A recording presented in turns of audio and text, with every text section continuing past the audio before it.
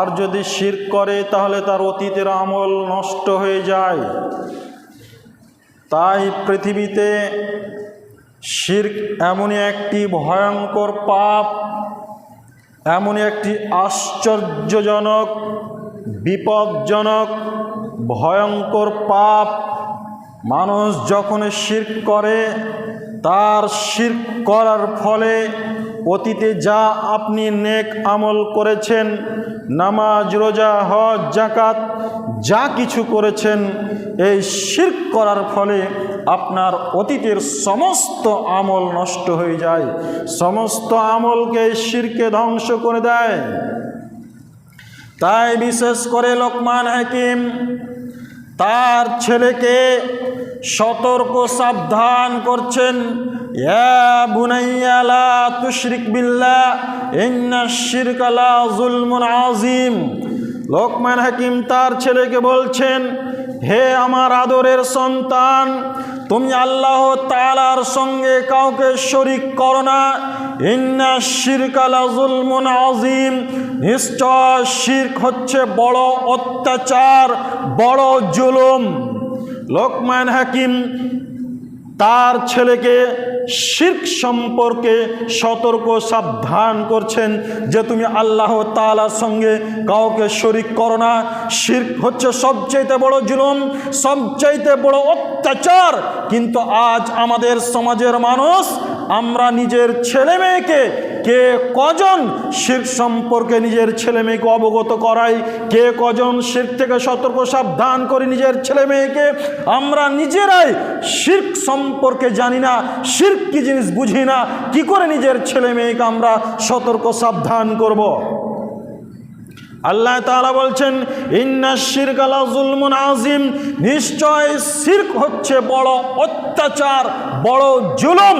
কি করে শিরক অত্যাচার হতে পারে, কি করে বড় জুলুম হতে পারে? ধরে নেন, উদাহরণস্বরূপ আপনি আপনার স্ত্রীকে মোহর দিয়ে বিবাহ করে নিয়ে এসেছেন, টাকা পয়সা খরচ করে বিবাহ করে নিয়ে এসেছেন। সেই স্ত্রীকে ভোগ আপনি করবেন, সেই স্ত্রীকে খাওয়াবেন আপনি, পড়াবেন আপনি। আপনার বাড়িতে থাকে সেই স্ত্রী, আপনার তৈরি করা বাড়ি, আপনার তৈরি করা ছাদের তলে সেই স্ত্রী থাকে। বিছানা আপনার, ঘর আপনার, জমি জায়গা সব কিছু আপনার, টাকা আপনার, সব কিছু ভোগ করে আপনার ওই স্ত্রী। আর সেই স্ত্রী যদি আপনাকে ভালো না বেসে অন্য একজন পর পুরুষকে যদি ভালোবাসে, তার শরীরকে যদি অন্য একজন পুরুষের সামনে যদি বিলীন করে দেয়, তাহলে বলুন আপনার ওপর এটা কত বড় অত্যাচার হতে পারে, কত বড় জুলুম হতে পারে? আপনি কি সহ্য করতে পারবেন? আমি কি সহ্য করতে পারবো যে আমার স্ত্রীর পিছনে খরচ আমি করি, আমার ছাদের তলায় বসবাস করে, আমার টাকা, আমার খাওয়া দাওয়া সব কিছুই আমার ভোগ করে, আর অন্যকে যদি ভালোবাসে, তাহলে আপনার জন্য আমার জন্য যেটা সহ্যের বাইরে, সহ্য করা যায় না, আপনার স্ত্রী, আমার স্ত্রী অন্যর সঙ্গে পরকিয়া করে যেমন আপনার ওপর আমার ওপর জুলুম করে, অত্যাচার করে, এটা যত বড় অত্যাচার, যত বড় জুলুম, আল্লাহ তাআলার সঙ্গে শিরক করা তার চেয়ে অনেক অনেক অনেক বড় অত্যাচার, অনেক বড় জুলুম। কেন? এই জন্যই যে যেই মহান আল্লাহ তাআলা আপনাকে এত সুন্দর করে সৃষ্টি করেছেন, যে আল্লাহ তাআলার আকাশের নিচে জমিনের উপরে আপনি বসবাস করছেন, যে আল্লাহ তাআলার দেওয়া অক্সিজেন আপনি গ্রহণ করছেন, আল্লাহ তাআলার দেওয়া এত নিয়ামত আপনি উপভোগ করছেন, আর সেই আল্লাহ তাআলাকে ব্যতীত অন্য কাউকে যদি সিজদা করেন, আল্লাহ তাআলার সঙ্গে যদি অন্য কাউকে শরীক করে দেন, তাহলে এটা কত বড় অত্যাচার হতে পারে, কত বড় জুলুম হতে পারে, আপনি একটু ভেবে দেখেছেন?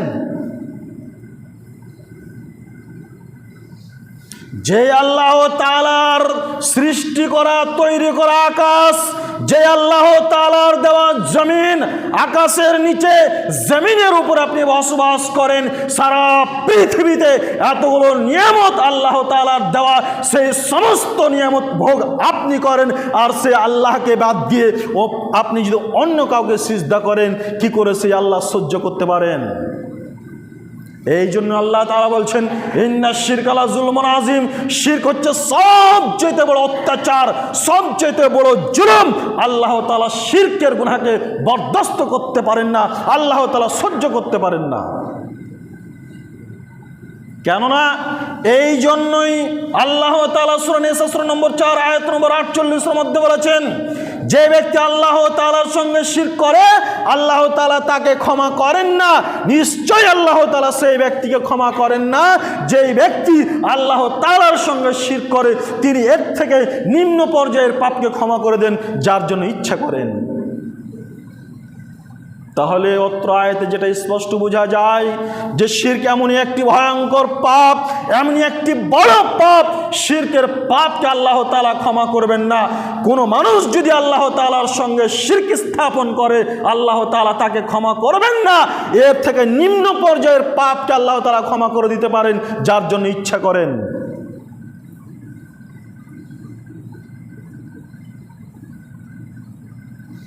এছাড়াও মহান আল্লাহ বলেন সূরা মাইদা সূরা নম্বর 5 আয়াত নম্বর 72 মধ্যে বলা হয়েছে, ইন্নাহু মান ইউশরিক বিল্লাহ ফাকাদ হারামাল্লাহু আলাইহিল জান্নাহ। আল্লাহ তাআলা বলেন, নিশ্চয় যে ব্যক্তি আল্লাহ তাআলার সঙ্গে শিরক করে, নিশ্চয় যে ব্যক্তি আল্লাহ তাআলার সঙ্গে শিরক করে, ফাকাদ হারামাল্লাহু আলাইহিল জান্নাহ, আল্লাহ তাআলা তার জন্য জান্নাতকে হারাম করেছেন। আল্লাহ তাআলা তার জন্য জান্নাতকে হারাম করেছেন। ওয়া মাওয়াহুন নার, এবং তার থাকার জায়গা হচ্ছে জাহান্নাম, তার থাকার জায়গা হচ্ছে জাহান্নাম, এবং অত্যাচারীদের জন্য কোনো সাহায্যকারী নেই। অত্র আয়াতে যেটা স্পষ্ট বোঝা যায় যে কোনো মানুষ যদি আল্লাহ তাআলার সঙ্গে শিরক করে আল্লাহ তাআলা তার জন্য জান্নাতকে হারাম করে দিয়েছেন, তার জন্য জান্নাতকে হারাম করে দিয়েছেন, তার জন্য জান্নাতকে হারাম করে দিয়েছেন, এবং তার থাকার জায়গা হচ্ছে জাহান্নাম।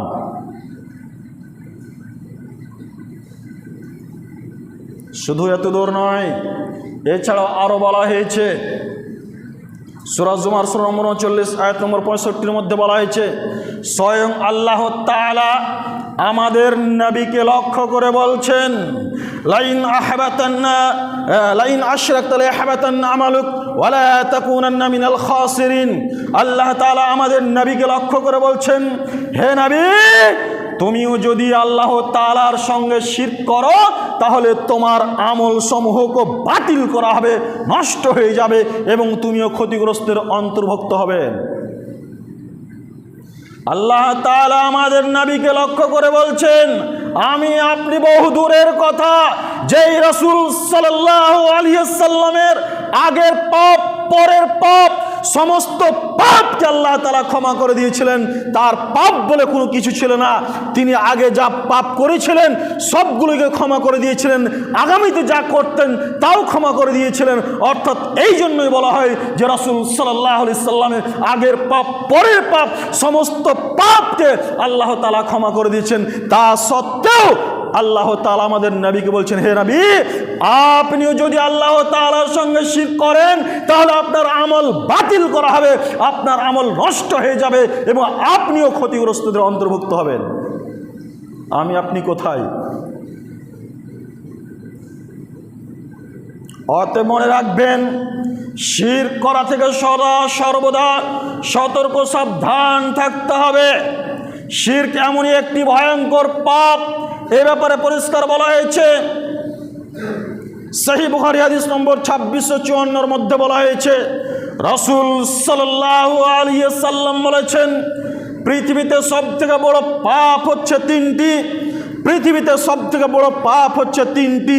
তার মধ্যে 1 নম্বরে রাসূল সাল্লাল্লাহু আলাইহি ওয়াসাল্লাম বলেছেন, আল ইশরাক বিল্লাহ, আল্লাহ তাআলার সঙ্গে শিরক করা। 2 নম্বরে রাসূল সাল্লাল্লাহু আলাইহি সাল্লাম বলেছেন, উকুকুল ওয়ালিদাইন, পিতামাতার অবাধ্য চলা। 3 নম্বরে রাসূল সাল্লাল্লাহু আলাইহি সাল্লাম বলেছেন, ও শাহাদাতু জুর, মিথ্যা সাক্ষী প্রদান করা, মিথ্যা কথা বলা। অত্র হাদিস দ্বারা যেটা স্পষ্ট বোঝা যায় যে সারা পৃথিবীর মধ্যে সব থেকে বড় পাপ হচ্ছে আল্লাহ তাআলার সঙ্গে শিরক করা। আল্লাহ তাআলার সঙ্গে শিরক করা সব থেকে বড় পাপ। তারপরে দ্বিতীয় বড় মহা পাপ হচ্ছে পিতামাতার অবাধ্য চলা। আল্লাহ তাআলা পিতামাতার মান দিতে দিতে দিতে দিতে একেবারে মনে হচ্ছে যেন নিজের কাছে নিয়ে চলে গেছিলেন। পিতামাতার অবাধ্য চলা হচ্ছে পৃথিবীর দ্বিতীয় বড় মহাপাপ। যারা এই পৃথিবীর মাটিতে পিতামাতার কথা মতো চলে না, পিতামাতাকে অকথ্য ভাষায় গালিগুলোজ করে, পিতামাতাকে খেতে দেয় না, পিতামাতার সেবা যত্ন করে না, এই ছেলেই হচ্ছে পিতামাতার অবাধ্য সন্তান। এই পিতামাতার অবাধ্য সন্তান চলা, এই ছেলের ব্যাপারে, এই সন্তানের ব্যাপারে রাসূল সাল্লাল্লাহু আলাইহি সাল্লাম অন্য এক জায়গায় বলেছেন, সালাসাতুন কাদ হারামাল্লাহু আলাইহিমিল জান্নাহ, তিন শ্রেণীর লোকের প্রতি জান্নাত হারাম, তিন শ্রেণীর লোকের প্রতি জান্নাত হারাম, তিন শ্রেণীর লোকের প্রতি জান্নাত হারাম। তার মধ্যে এক শ্রেণী হচ্ছে পিতামাতার অবাধ্য সন্তান। ও যুবক, তোমাকে উদ্দেশ্য করে বলে, তুমি তোমার পিতামাতার কথা মতো চলো না, তোমার পিতামাতাকে অকথ্য ভাষায় গালিগালাজ করো, তুমি তোমার পিতামাতাকে বুড়ো অবস্থায় সেবা যত্ন করো না, তাকে খেতে দাও না, তুমিই হচ্ছে পিতামাতার অবাধ্য সন্তান, তুমিই হচ্ছে পিতামাতার অবাধ্য সন্তান। তোমার ব্যাপারেই রাসূল সাল্লাল্লাহু আলাইহি সাল্লাম বলেছেন যে পিতামাতার অবাধ্য সন্তানের প্রতি জান্নাত হারাম, পিতামাতার অবাধ্য সন্তানের প্রতি জান্নাত হারাম, সে জান্নাতে যাবে না।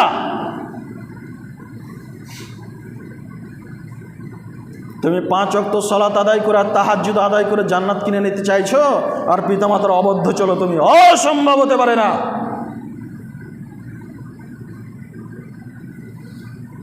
তোমার বাড়িতে তোমার বৃদ্ধ পিতামাতা রয়েছে, এই পিতামাতাকেই যথেষ্ট সম্মানের সহিত কথা বলতে হবে, তার সঙ্গে একেবারে আদবের সঙ্গে নরমভাবে নম্রভাবে কথা বলতে হবে, তার সামনে মাথা নত করে থাকতে হবে, তাকে অকথ্য ভাষায় গালিগুলোজ করা যাবে না, তাকে ঝিঞ্ঝেটে মেরে কথা বলা যাবে না, জোর গলায় উঁচু আওয়াজে তার সামনে কথা বলা যাবে না। আল্লাহ তাআলা বলছেন যে পিতামাতাকে উফ শব্দটি বলা যাবে না। আর আপনি আপনার ওই বৃদ্ধ পিতামাতাকে অকথ্য ভাষায় রাত দিন গালিগুলোজ করেন, আর 5 ওয়াক্ত সালাত আদায় করছেন। জান্নাত অত সহজ নয়, জান্নাত পড়ে নাই যে আপনি জান্নাত পেয়ে যাবেন, অসম্ভব হতে পারে না। রাসূল সাল্লাল্লাহু আলাইহি সাল্লাম বলেছেন, ফাকাদ হারামাল্লাহু আলাইহিল জান্নাহ, তার প্রতি জান্নাত হারাম। অতএব মনে রাখবেন, পৃথিবীতে সব থেকে বড় পাপ হচ্ছে 3টি। 1 নম্বর মহাপাপ হচ্ছে আল ইশরাক বিল্লাহ, আল্লাহ তাআলার সঙ্গে শিরক করা। 2 নম্বর মহাপাপ হচ্ছে পিতামাতার অবাধ্য চলা। আর 3 নম্বর হচ্ছে মিথ্যা সাক্ষী দেওয়া, মিথ্যা কথা বলা। মিথ্যা কথা বলা এটা তো বলতেই হবে না। আমাদের সমাজের মানুষ যে কোনো জায়গাতে ও আদৌ সেই মামলাই ছিল না, আর ওখানে গিয়ে মিথ্যা সাক্ষী দিয়ে দিল যে হ্যাঁ আমি এই কাজটা হতে দেখেছি, এই কাজটা করতে দেখেছি, মিথ্যা সাক্ষী দিয়ে দিল। একটুকু সে দ্বিধাবোধ করলো না বলতে, আর সেই ঘটনাটা আদৌ সে ছিল না, সে নিজেও জানে না। যারা মিথ্যা কথা বলেন, সতর্ক সাবধান থাকার চেষ্টা করুন। পৃথিবীর 3য় মহাপাপ হচ্ছে মিথ্যা সাক্ষী দেওয়া, মিথ্যা কথা বলা। অতএব শিরক করা থেকে সতর্ক সাবধান থাকার চেষ্টা করুন। শিরক এমনই একটি ভয়ঙ্কর পাপ, এমনই একটি বিপজ্জনক পাপ, এ ব্যাপারে পরিষ্কার বলা হয়েছে। মিসকাত হাদিস নম্বর 38-এর মধ্যে বলা হয়েছে, জাবের রাদিয়াল্লাহু তাআলা আনহু থেকে বর্ণিত, তিনি বলেন রাসূল সাল্লাল্লাহু আলাইহি সাল্লাম বলেছেন, মান মাতা ইশরিক বিল্লাহ দাখালা শাইআন দাখালান নার, যে ব্যক্তি আল্লাহ তাআলার সঙ্গে বিন্দু মাত্র শিরক করে মারা যাবে, দাখালান নার, সে জাহান্নামে যাবে। ওয়া মাতা লা ইশরিক বিল্লাহি শাইআন দাখালাল জান্নাহ, যে লোক বিন্দু মাত্র আল্লাহ তাআলার সঙ্গে শিরক না করে মারা যাবে, দাখালাল জান্নাহ, সে জান্নাতে যাবে। অতএব কোনো মানুষ যদি শিরক করেই মারা যায়, শিরক করার সাথে সাথেই যদি মারা যায়, দাখালান নার, সে জাহান্নামে যাবে। মনে রাখবেন, শিরক এমনই একটি ভয়ঙ্কর পাপ, এমনই একটি বিপজ্জনক পাপ, আপনার হাত থেকে ঢেল ছুটে গেলে যেমন ঢেলকে আপনি ঠেকাতে পারবেন না, তেমনই আপনার শ্বাস বেরিয়ে গেলে, শিরক করে যদি আপনার শ্বাস বেরিয়ে যায়, আপনি আপনার পাপকে ঠেকাতে পারবেন না। কোনো মানুষ যদি শিরক করেই মারা যায় সরাসরি সে জাহান্নামে চলে যাবে, সরাসরি সে জাহান্নামে চলে যাবে।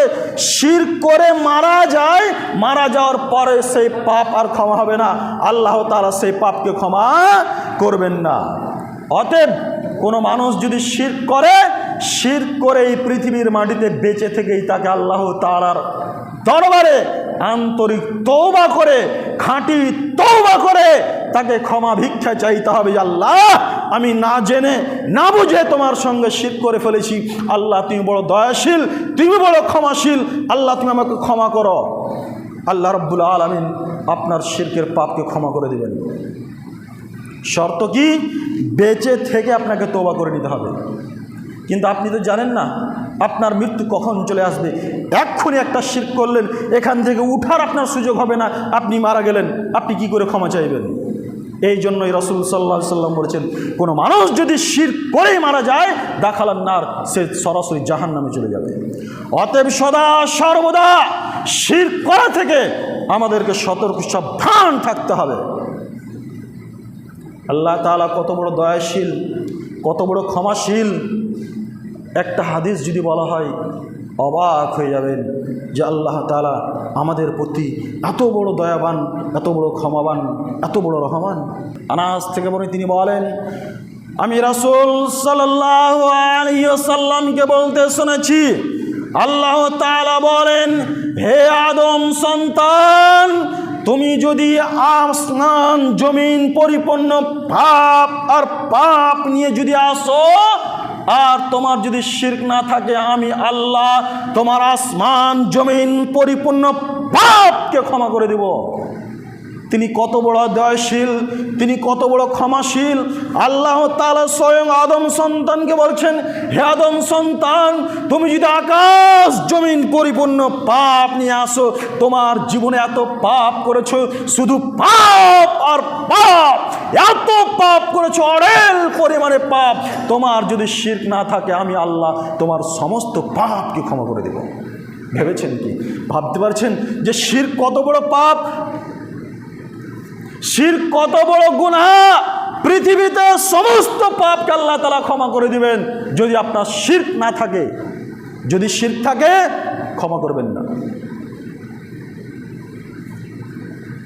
অতএব একাধিক হাদিস দ্বারা যেটা স্পষ্ট বোঝা যায়, একাধিক আয়াত দ্বারা যেটা স্পষ্ট বোঝা যায় যে শিরক এক বিশাল বড় মহাপাপ।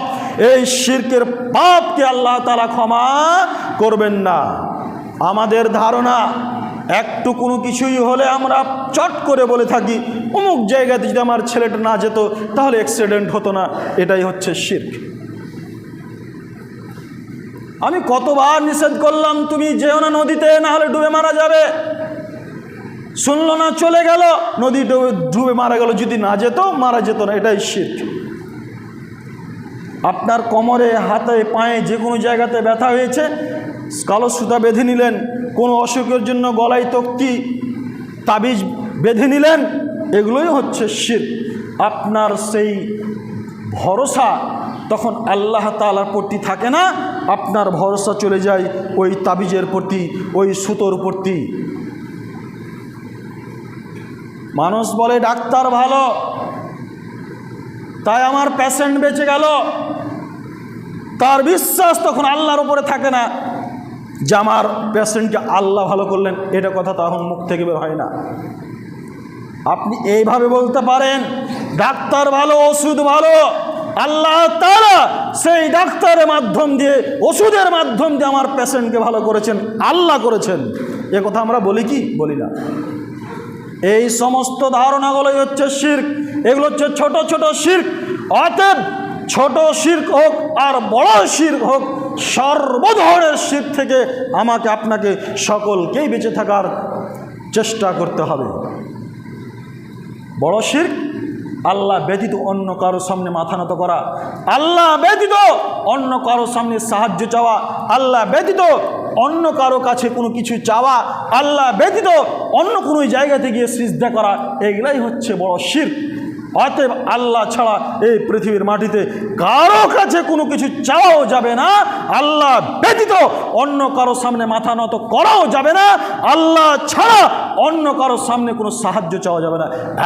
একমাত্র এই সমস্ত সমস্যার সমাধান একমাত্র সেই মহান আল্লাহ সুবহানাহু ওয়া তাআলা করতে পারে। তারই কাছে আমাদেরকে ক্ষমা চাইতে হবে, তারই কাছে আমাদেরকে সাহায্য চাইতে হবে। কোনো কিছু চাইলে সেই মহান সত্তার কাছে আমাদেরকে চাইতে হবে, পৃথিবীর অন্য কোনো মানুষের কাছে না। অতএব আল্লাহ তাআলা যেন আমাদের সকলকে সঠিক বুঝদান করেন, আল্লাহ আমিন। আল্লাহ তুমি আমাদের সকলকে ছোট বড় সর্ব ধরনের শিরক থেকে বেঁচে থাকার তৌফিক দান করো, আমিন। ওয়া মা আলাইনা ইল্লাল বালাগ ওয়া আলাইকুমুল হিসাব।